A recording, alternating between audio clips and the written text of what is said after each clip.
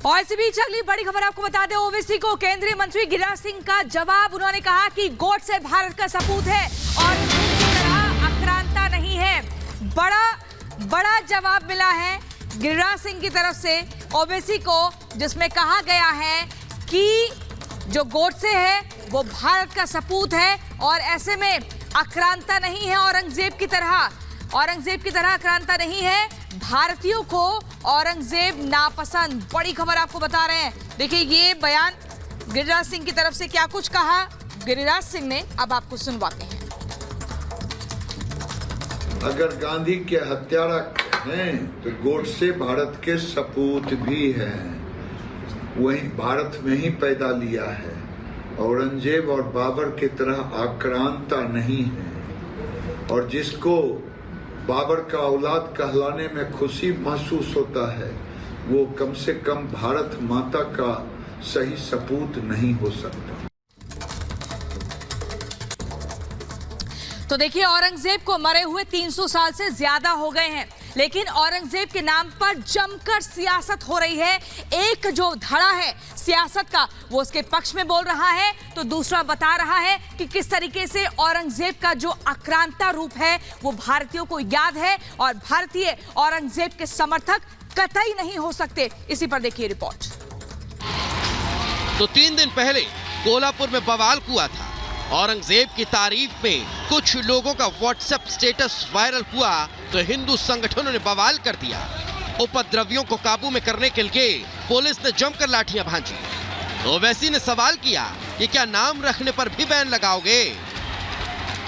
तो आप एक लिस्ट बना दो कि नाम टीपू रखे तो बैन, औरंगजेब रखे तो बैन, बाबर रखे तो बैन, खिलजी रखे तो बैन, जहांगीर रखे तो बैन, बहादुर शाह जफर रखे तो बैन, शाहजहां रखे तो बैन, कुली कुतुब शाह रखे तो बैन। निकाल दो लिस्ट। ये नाम भी नहीं रख सकते आप, बोल दो। फोटो रखना जुर्म है तो बताओ कौन सा सेक्शन है आईपीसी का।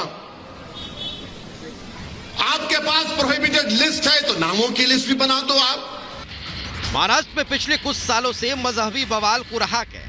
3 साल पहले पालघर, फिर संभाजीनगर, अकोला, अहमदनगर और अब कोल्हापुर। इन सभी हिंसा को ओवैसी ने 2024 में होने वाले चुनाव से जोड़ दिया।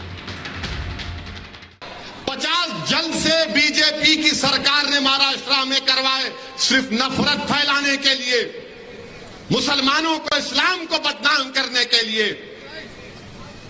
और मैं खड़े होकर जिम्मेदारी के साथ कह रहा हूं कि साजिश यही है कि पार्लियामेंट के इलेक्शन से पहले महाराष्ट्र में कोई फसाद करवाया जाए। इसीलिए हम महाराष्ट्र की बीजेपी की हुकूमत से, गवर्नमेंट ऑफ इंडिया से ये कह रहे हैं कि आप रोको इन चीजों को। कोल्हापुर में धीरे धीरे हालात सामान्य हो रहे हैं। शहर में अधिकतर दुकानें खुलने लगी हैं, लेकिन सियासतदान सियासती रोटी सेकने में लगे हैं। अपनी नफरती दुकान को काम पर लगा दिया है। ऐसे में सवाल है कि आखिर क्रूर शासक की तुलना गोडसे से क्यों? Bureau report, Republic Bharat.